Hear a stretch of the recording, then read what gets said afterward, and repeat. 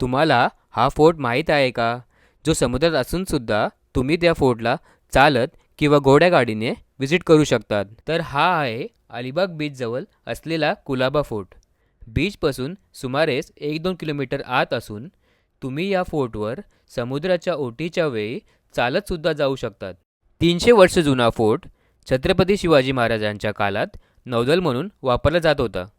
या किल्ल्यामध्ये येण्यासाठी 2 दरवाजे आहेत.